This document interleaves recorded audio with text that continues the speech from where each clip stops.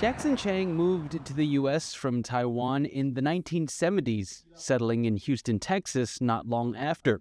The 64-year-old is marking his 50th year in the country, which he proudly calls home. And Houston is the place where he built his business. I have a business, real estate, and doing the development company and also construction company.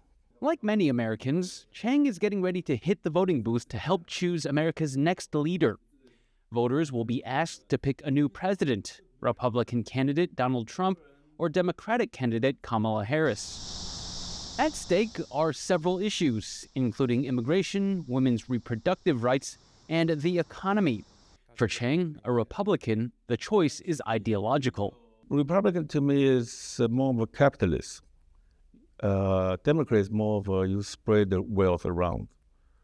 And to me, you need to work. You don't just hang out for money, but Republican, you work, you get your reward. That sentiment of working hard and creating wealth is shared by other Taiwanese American Houstonians, like realtor Kenneth Lee. He also moved to the U.S. at a young age and helped foster the city's thriving Asian American community. Lee has watched generations of Asian immigrants move to the U.S. in search of a better life. He says immigration policy is what he'll be thinking about when he casts his vote in November because he sees the value immigrants bring to a country. Immigrants is take jobs away. We said, no, immigrants actually bring their whole life savings, bring capital, and then create jobs. As immigrants, we help the country to grow. But besides the big national issues, there are others at play as well. Houston-based attorney David Shu is the son of Taiwanese immigrants. His family came when he was a young child, and he now has a family of his own. Now in his 40s, Shu says public safety is his primary concern, and that he's watching local elections closely. In Texas, there's a lot of positions that are elected, and one of them are judicial elections. So judges are elected by the main population.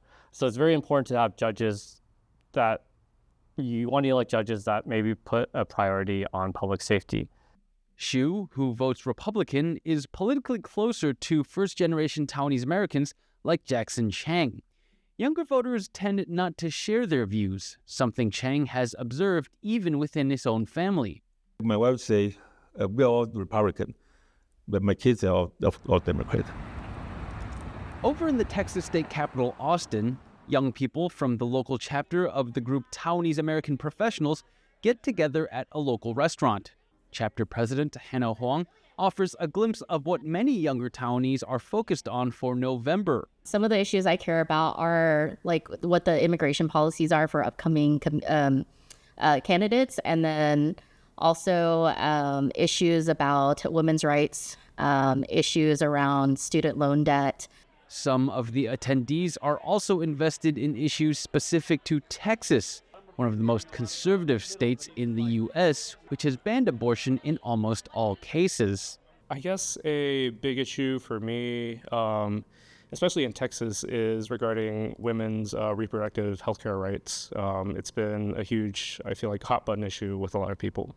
The range of issues Taiwanese Americans care about is like the community itself, diverse. Taiwanese American voters are varied in age and background, but come election time, their votes will carry all the same weight in determining America's future. Devin, Tsai, Olivier, and Liao in Texas for TaiwanPlus.